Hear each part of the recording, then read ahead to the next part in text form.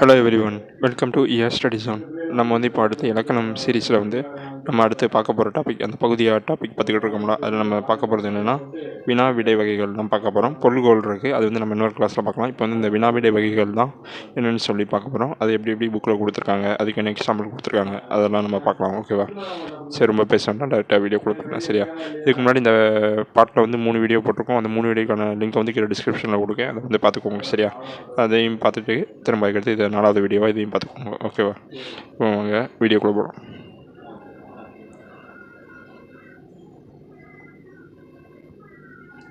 இது வந்து அவங்க என்ன கொடுத்துருக்காங்கன்னா, பல்வேறு சூழல்களில் வினாக்கள் வினவும் விடைகள் கூறவும். அதாவது நம்ம வந்து பல்வேறு சூழ்நிலை வந்து வினாக்களை வந்து நம்ம வினவுகின்றோமோ, நம்ம வந்து கேட்போம், கொஷின் கேட்போம். அது எனக்காக விடைகளும் கூறுவோம், விடைகளும் நம்ம கூறுவோம். மொழியின் வளர்ச்சி என்பது வினாவதிலும் விடையளிப்பதிலும் கூட இருக்குது. சரியா? மொழியோட வளர்ச்சி வந்து வினாவதிலும் விடையளிப்பதிலும் கூட வந்து இருக்குது அப்படின்னு வந்து சொல்லுவாங்க. சரியா? அவற்றை பற்றி நன்னூலார் வந்து விளக்கியிருக்கார். சரியா? நன்னூலார் வந்து இந்த வினா விடை வகைகளை பற்றி வந்து விளக்கிட்டாங்க. ஓகேவா? ஃபஸ்ட்டு வந்து நம்ம என்னென்னா, வினா வகைனா என்ன, வினா வகை அதில் மொத்தம் எத்தனை வகை இருக்குது, அதை பற்றி அதுக்கான எக்ஸ்ப்ளனேஷன் எல்லாத்தையும் நம்ம பார்க்க போகிறோம். ஓகேவா? வாங்க இப்போ அடுத்து ஃபஸ்ட்டு வந்து பார்ப்போம் வினா வகை. ஓகேவா?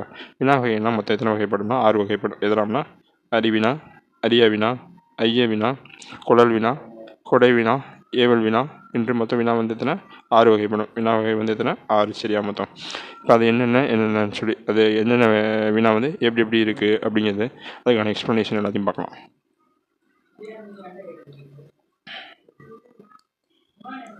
ஃபஸ்ட்டு வந்து என்னென்னா அறிவினா. அறிவினா தான் விடை அறிந்தும் அவ்விடை பிறருக்கு தெரியுமா என்பதை அறியும் பொருட்டு வினவுது. இப்போ நம்மளுக்கு வந்து இந்த கொஷினுக்கான ஆன்சர் தெரியும், ஆனால் இன்னொருத்தங்களுக்கு தெரியுமா அப்படின்னு வந்து நம்ம கேட்குறது தான் வந்து அறிவினா. சரியா? நம்ம அறிஞ்சிக்கிட்டே மற்றவங்களுக்கு அறியுமா, அந்த விஷயம் வந்து தெரியுமா அப்படிங்கிறத வந்து கேட்குறது தான் வந்து அறிவினா. சரியா? இதுக்கு வந்து எக்ஸாம்பிள் கொடுத்துருக்காங்க. மாணவர்களிடம் இந்த கவிதையின் பொருள் யாது என்று ஆசிரியர் வினவுது. சரியா? ஆசிரியருக்கு வந்து அந்த கவிதையின் பொருள் என்னென்னு வந்து அந்த ஆசிரியருக்கு தெரியும், ஆனால் மாணவருக்கு தெரியுமா அப்படின்னு சொல்லி வந்து அந்த ஆசிரியர் வந்து வினவுவது தான் வந்து என்னென்னா அறிவினான்னு அர்த்தம். ஓகேவா? இதுதான் வந்து அந்த அறிவினாக்கு வந்து ஒரு எடுத்துக்காட்டு. திரும்ப இருக்கிறது வந்து அரியா வினான்னு பார்ப்போம். ஓகேவா? அரியா வினாவை பற்றி சொன்னால் தான் அறியாத ஒன்றை அறிந்து கொள்வதற்காக வினவுது. சரியா? நமக்கு ஒன்று தெரியாது, ஆனால் தெரிஞ்சுக்கிறதுக்காண்டி ஒரு கொஷின் கேட்போம் தெரியும், வினவும் தெரியுமா, அதுதான் வந்து அரிய வினா. அரிய வினாவுக்கு என்னதுன்னா, ஆசிரியர்களிடம் இந்த கவிதையின் பொருள் யாது என்று மாணவர் அந்த ஃபஸ்ட்டு பார்த்தோம்னா அறிவினாக்கு ஆப்போசிட் அப்படியே. சரியா? மாணவர்களே வந்து எங்களுக்கு தெரியாது, நீங்கள் அதுக்கு என்னென்னு சொல்லி வந்து ஆசிரியரிடம் திரும்ப கேட்குறது. சரியா? ஆசிரியரிடம் இந்த கவிதையின் பொருள் யாது என்று மாணவர் கேட்பது. மாணவருக்கு வந்து அந்த கவிதையோட பொருள் தெரியாது, அதனால் ஆசிரியர்கிட்ட கேட்குறாங்க. சரியா? ஸோ நமக்கு தெரியாத ஒரு விஷயத்தை வந்து ஆசிரியர்கிட்ட கேட்குறது தான் வந்து அரிய வினாவுக்கு வந்து எடுத்துக்காட்டாக கொடுத்துருக்காங்க. சரியா? அதாவது நமக்கு தெரியாத ஒரு விஷயத்தை இன்னொருத்தவங்க தெரிஞ்சுக்கிறது, அவ்வளோதான். சரியா? திரும்ப ஐய வினா. சரியா? ஐயம் நீக்கி தெளிவு பெறுவதற்காக கேட்கப்படுது. நமக்கு ஒரு டவுட் இருக்கும் தெரியுமா, அந்த இது வந்து அரிய வினா வேறு, டவுட்டு வந்து கேட்குறது. ஓகேவா? இந்த டவுட் கேட்குற மாதிரின்னு வச்சுக்கோங்க. சரியா? ஐயம் நீங்கி தெளிவு பெறுவதற்காக கேட்கப்படும். இச்செயலை செய்தது மங்கையா மணிமேகலையா.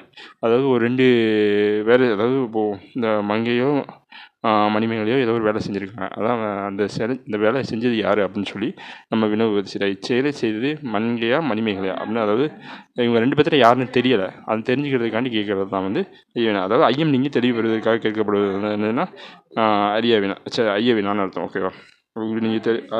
ஐயம் நீங்கி தெளிவு பெறுவதற்காக கேட்கப்படுவது என்னன்னா ஐய வினா. ஓகேவா? திரும்ப குழல் வினானா தான் ஒரு பொருளை வாங்கி கொள்ளும் பொருட்டு வினவுவது. சரியா? அதாவது இப்போ ஒரு பொருள் இருக்குது, அதை வந்து நான் வாங்கிக்கிறதுக்காண்டி, அதாவது தான் ஒரு பொருளை வாங்கி கொள்ளும் பொருட்டு வந்து வினவுவது. இது வந்து எடுத்துக்காட்டு பார்த்தீங்கன்னா ஒரு பொருள். சரியா? ஜெயகாந்தன் சிறுகதைகள் இருக்கிறதா என்று நூலகரிடம் வினவுந்தார். சரியா? இப்போ நூலகத்தில் இருக்குது, நூலகத்தில் எல்லா புக்கும் அடங்கி வச்சுருப்பாங்க. அந்த புக்கை வந்து நம்ம இப்போ அது வந்து அந்த புக்கில் வந்து நமக்கு ஜெயகாந்தன் நூல் வந்து நம்ம தேவைப்படுது. அப்போ வந்து நம்ம அந்த நூலகத்தை போய் கேட்டு வாங்குவோமோ, அதுதான், அவ்வளோதான். சரியா? ரொம்ப பெருசாலாம் கிடையாது. குழல் வினானா தான் ஒரு பொருளை வாங்கி கொள்ளும் பொருட்டு வினவுவது.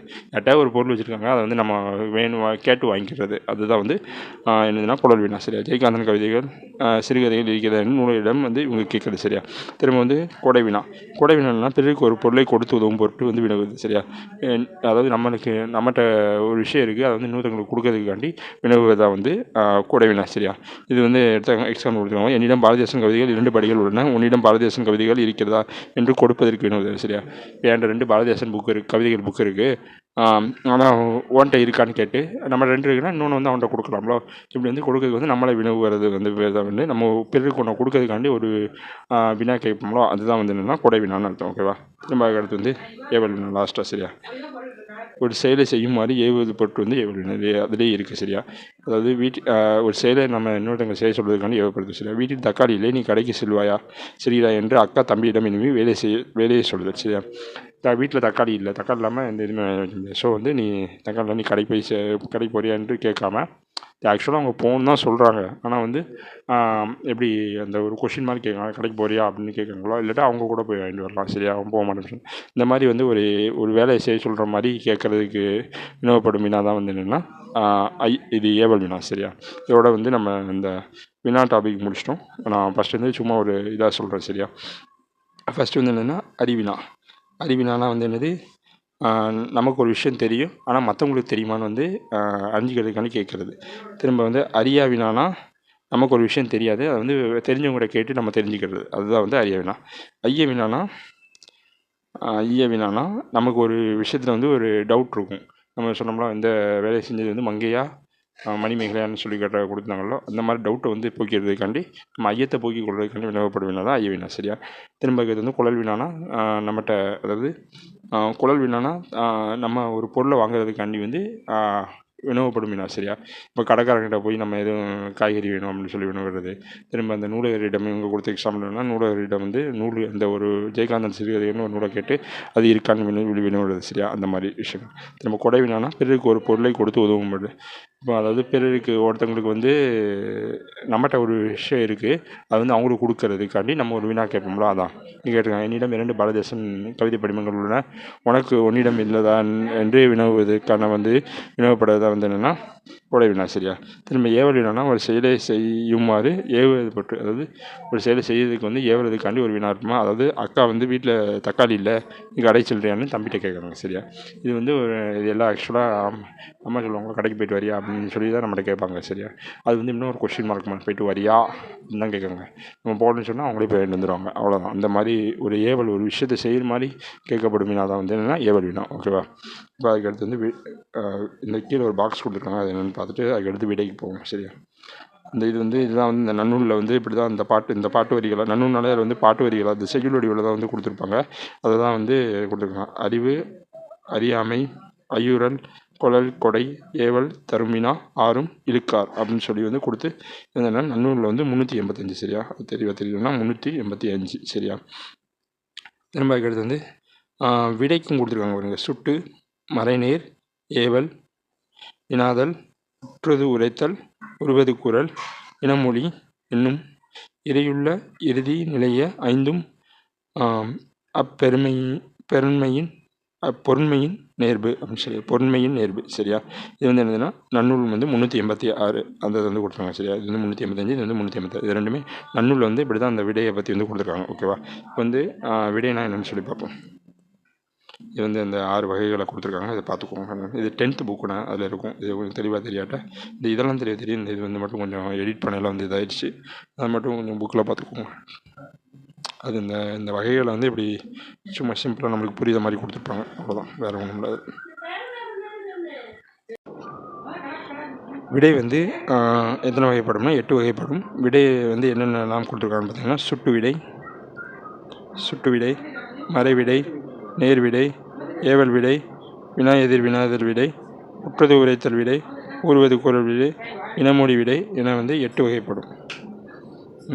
முதல் 3 வகையும் நேரடி விடைகளாக இருப்பதால் இது வந்து வெளிப்படை விடைகள்னு சொல்லுவாங்க சரியா. முதல் 3னா இது சுட்டு, மறை, நேர் விடை சரியா. இது மூணுமே வந்து வெளிப்படையாக இருக்கிறதுனால வந்து இது வந்து என்னென்னா வெளிப்படை விடைகள்னு சொல்லுவாங்க சரியா. முதல் 3 வகையும் நேரடி விடைகளாக இருப்பதால் வெளிப்படை விடைகள்னு சொல்லுவாங்க. அடுத்த 5 விடைகளும் குறிப்பாக இருப்பதால் வந்து என்னதுன்னா குறிப்பு விடைகள் என்று சொல்லுவாங்க சார். முதல் 3 வகையும் நேரடி விடைகளாக இருப்பதெல்லாம் வந்து இது வந்து என்னென்னா வெளிப்படை விடைகள்னு சொல்லுவாங்க. அடுத்த 5 வந்து குறிப்பாக இருக்கும், ஒரு விஷயத்தை குறிச்சிருக்கிறதுனால வந்து குறிப்பு விடைகள்னு சொல்லுவாங்க சரியா. அது வந்து என்னென்னு நம்ம பார்க்கையில் புரியும் ஓகே அவங்களுக்கு. இப்போ இது 2 புரிஞ்சோக்கே. அந்த 8 வகை வந்து என்னென்னு சொல்லி பார்த்துக்கோங்க. சுட்டு, மறை, நேர், ஏவல், வினா எதிர் வினாதல், உற்றுதுரைத்தல், உருவது குரல், இனமொழி, இந்த 8 தான் சரியா. இப்போ இதில் வந்து சுட்டு விடைனா என்னென்னா சுட்டி கூறும் சரியா. ஒரு விஷயத்தை வந்து சுட்டி கூறுறதை வந்து சுட்டு விடைன்னு சொல்லுவாங்க சரியா. இப்போ கடத்தெரு எங்கே உள்ளதுன்னு வந்து நம்மகிட்ட ஒரு ஆள் கேட்குறாங்கன்னு வச்சுக்கோங்களேன். இப்பக்கத்தில் உள்ளதுன்னு சொல்லி நம்ம வந்து அந்த கை காமிச்சு சொல்லுவோம்ல, அதுதான் அவ்வளோதான் சரியா. அந்த கை காமிச்சு அந்த வினாவிற்கு வந்து ஒரு விடையாக வந்து இங்கே இருக்குது அப்படின்னு சொல்லி நம்ம கை காமிச்சு சொல்லுவோம்ல, அது பேர் தான் வந்து என்னென்னா சுட்டு விடைன்னு சொல்லுவாங்க ஓகேவா. சுட்டி காற்று சொல்வது அவ்வளோதான். திரும்ப மறைவிடைனா மறுத்து கூடும் விடை சரியா. மறைவிடைனா மறுத்து கூடும் விடை. அது எப்படின்னா கடைக்கு போவாயா என்ற கேள்விக்கு போக மாட்டேன் என்று மறுத்து கூறல் சரியா. கடைக்கு போவான்னு நம்மகிட்ட யாராவது அம்மா தங்கச்சி யாராவது கேட்டு நான் போக மாட்டேன் அப்படின்னு சொல்கிறது வந்து என்னென்னா மறைவிடை. மறுத்து கூடும் விடை வந்து மறைவிடை. அதிலே இருக்குது பாருங்கள். சுட்டி காட்டும் விடை. மறைனா மறுத்து கூடும் விடை. திரும்ப நேர்விடைனா உடன்பட்டு கூறும் விடை சரியா. உடன்பட்டு கூடும்னா கடைக்கு போவாயா என்ற கேள்விக்கு போவேன் என்று உடன்பட்டு கூடுதல் வந்து என்னதுன்னா உடன்பட்டு விடை சரியா. அதாவது கடைக்கு போவேன் என்ற கேள்விக்கு போவேன் என்று உடன்பட்டு கூறுவது வந்து என்னதுன்னா அதாவது உடன்பட்டு உடன்பட்டு கூறுவது என்னென்னா நேர்விடைன்னு அர்த்தம் சரியா. நேர்விடைன்னு அர்த்தம்.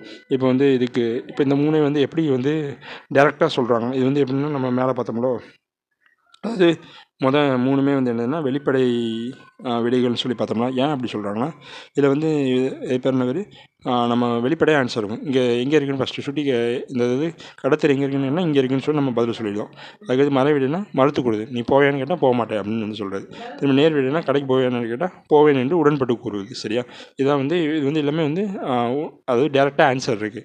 இப்போ அடுத்து பாருங்களேன். இப்போ அடுத்த எல்லா விஷயங்கள்லாம் வந்து எப்படி இருக்குன்னு வந்து பார்ப்போம் ஓகேவா. அடுத்து வந்து ஏவல் விடை. மாட்டேன் என்று மறுப்பதை ஏவுதலாக கூறும் விடை சரியா. அதாவது நான் மாட்டேன்னு சொல்லதை வந்து ஏவுதலாக கூறுது. எப்படின்னு பாருங்கள். இது செய்வாயா என்று வினைய போது நீயே செய்யன்னு சொல்கிறது. அதாவது நம்ம ஒரு கொஷின் கேட்டால் அதுக்கு வந்து திருப்பி இன்னொரு கொஷின் கேட்டு விடுறது சரியா. இது செய்வாயா என்று வினைய போது நீயே செய் அப்படின்னு வந்து ஏவி கூறுவது வந்து என்னென்னா ஏவல் விடை சரியா. அதுதான் வந்து அப்படி கொடுத்துருப்பாங்க சரியா. அதாவது நம்ம இப்போ அவன்கிட்ட கேட்கும் ஏவலா நீ இதை செய் அப்படின்னு சொல்லி இதை செய்வாயா என்று சொல்கிறோம். அதுக்கு வந்து நீயே செய் அப்படின்னு வந்து அவன் நம்மளை பார்த்து திருப்பி சொல்கிறது. அதுதான் வந்து ஏவல் விடை சரியா. திரும்ப வினா எதிர் வினாதல்னா வினாவிற்கு விடையாக இன்னொரு வினாவை கேட்பது சரியா. நம்ம ஒரு வினா கேட்டால் அவங்க இன்னொரு வினாவை கேட்க சரியா. என்னுடன் ஊருக்கு வருவாயா என்ற வினாவிற்கு வராமல் இருப்பேனோ அப்படின்னு சொல்லி வந்து அதையும் வந்து வினாவாக கேட்குறது சரியா. ஏவல் விடைனா என்னென்னு நம்ம ஒரு ஆள் நம்மகிட்ட இதை செய்வேன்னு நம்மகிட்ட கொஸ்டின் கேட்டால் நீயே செய்யணும் வந்து அவனை சொல்லி அவனே செய்ய சொல்கிறது சரியா. அப்படி வந்து சொல்கிறது. இது வந்து என்னென்னா அது வந்து கொஸ்டின் கேட்டால் அதுக்கு வந்து ஒரு ஆன்சர் நீயே செய் அப்படின்னு சொல்லிடுது. இது வந்து என்னென்னா என்னோட ஊருக்கு வருவாயா என்று என்ன போது வந்து வராமல் இருப்பேனோ அப்படின்னு வந்து வராமல் இருப்பேனோனா நான் வாரேன் அப்படின்னு வந்து சொல்கிற மீனிங்கில் தான் அர்த்தம் சரியா. அப்படிங்கிற இதில் வந்து அது நம்ம ஒரு வினா கேட்டால் அதுக்கு அவங்க திருப்பி ஒரு வினா கேட்குறது சரியா. என்னோட ஊருக்கு வருவாயா என்ற வினாவிற்கு வராமல் இருப்பேனோ அப்படின்னு வந்து சொல்கிறது வந்து என்னென்னா வினா எதிர் வினாதல் விடை சரியா. திரும்ப உற்றுதலித்தல் விடைனா வினாவிற்கு விடையாக ஏற்கனவே நேர்ந்ததை கூறல் சரியா. வினாவிற்கு விடையாக ஏற்கனவே நேர்ந்ததை கூறுதல்னா நீ விளையாடவில்லை என்ற வினாவிற்கு கால் வலிக்கிறது என்று உற்றதை உரைப்பது சரியா. இப்போ நீ விளையாடவில்லைன்னா இப்போ வந்து நான் ஒருத்தர் வந்து இப்போ 10 பேர் விளையாடுறாங்க, ஒருத்தர் மட்டும் உட்காந்துக்கிட்டு இருக்கான். நீ வந்து அப்போ வந்து தான் உள்ளே போகிறீங்க. அவன் இந்த 11 பையனை பற்றி கேட்குறீங்க, நீ விளையாடலையாடா அப்படின்னு சொன்னோன்னே எனக்கு கால் வலிக்க அப்படின்னா அவனுக்கு ஏற்கனவே கால் வலிச்சிட்டு இருக்கு, அதனால தான் விளையாட போகல அப்படிங்கிறது வந்து நம்மகிட்ட சொல்கிறாங்களோ. அதான் நீ விளையாடலைன்றதுக்கு வந்து வினாவுக்கு வந்து ஏற்கனவே ஒரு விஷயம் நடந்திருக்குமா, அவனுக்கு ஏற்கனவே கால் வலிச்சிருக்கு அதனால தான் அவன் விளையாடவே போகல உட்காந்துக்கிட்டு இருக்கான். ஸோ அதை அந்த புரிதலில் நான் சொல்கிறது நீ விளையாடவில்லையா என்ற வினாவிற்கு கால் வலிக்குது என்று கூறுவது வந்து உற்றுவது ஏற்கனவே நடந்ததை கூறுவது வந்து உற்றுவது உருவது குரல் வேணும்னா வினாவிற்கு விடையாக இனிமேல் நேர்வதை கூறுவது. நீ விளையாடவில்லை என்ற வினாவிற்கு கால் வலிக்கும் என்று உருவதை குரல் சரியா. இப்போ வந்து அதே அந்த 11 பேர் எடுத்துக்கோங்க. 10 பேர் விளையாடுறாங்க, ஒருத்தர் மட்டும் உட்காந்துக்கிட்டு இருக்கான். நீங்கள் அப்போ தான் உள்ளே போகிறீங்க. அந்த 11 ஆள்கிட்ட கேட்குங்க நீ ஏன் விளையாட போலையா அப்படின்னு கேட்டிங்கன்னா அவன் அதுக்கு வந்து என்ன சொல்கிறான்னா எனக்கு கால் வலிக்கும் அப்படின்னு வந்து அவன் வந்து விளையாண்டாம்னா இப்போ யார் விளையாண்டாலுமே கை கால்லாம் டயர்டாக இருக்குங்களோ அதை வந்து இனிமேல் நடக்க போகிற விஷயம் தான். இப்போ விளையாண்டா ஒரு சில டைம் வந்து அவனுக்கு வந்து இதாக அவன் கால் வலிக்காமல் கூட போகலாம். ஆனால் வந்து அவன் வந்து இனிமேல் நடக்க போகிற ஒரு விஷயத்தை வந்து அவன் முன்னாடியே ப்ரெடிக்ட் பண்ணி சொல்கிறான் பார்த்தீங்களா.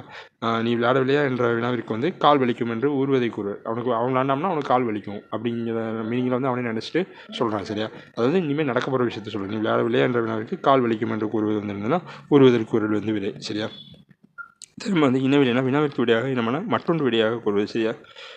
இப்போ நம்ம ஒரு வினா கேட்கும், அதுக்கு வந்து வினாவிற்கு விடையாக இனமான மற்றொன்று விடையாக கூறுதல் சரியா. இப்போ நம்ம ஒரு கொஸ்டின் அந்த இதை எடுத்துக்காட்ட பாருங்க. அப்போ உனக்கு கதை எழுத தெரியுமா என்ற வினாவிற்கு கட்டுரை எழுத தெரியும். நம்ம ஒன்று கேட்டால் அவங்க ஒன்று பதில் சொல்லுவாங்களா, அந்த அதுதான் வந்து இனமொழியிடை. சரியா?